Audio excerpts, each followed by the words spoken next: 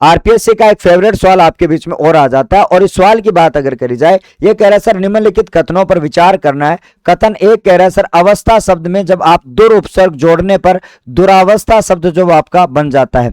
यहां पर कथन बे की बात करें, किसी शब्द में विदेशी उपसर्गों के प्रयोग से विदेशी शब्दों का निर्माण होता है क्या। आपके लिए दो स्टेटमेंट दिए गए हैं, दो कथन दिए गए हैं, दोनों कथनों के ऊपर आपको बात करनी है, और ये दोनों कथन आपके बीच में ये कह रहे हैं सर कथन एक और कथन बी दोनों राइट है।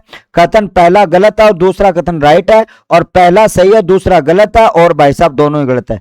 तो आपको ध्यान में रखना होगा, अगर यहां पर बात करी जाए तो आपके लिए बताओ भी, बहुत बढ़िया, शाबाश, जल्दी से फटाफट अंदाज में उत्तर देना। आपको एक बात हमेशा से याद करनी होगी साथियों, ये कह रहा है सर आपका दुरावस्था की बात अगर करी जाए तो आपको ध्यान में रखना, इस सवाल को मैं संधि से लेकर उपसर्ग में बहुत बार आपको करवा चुका हूं।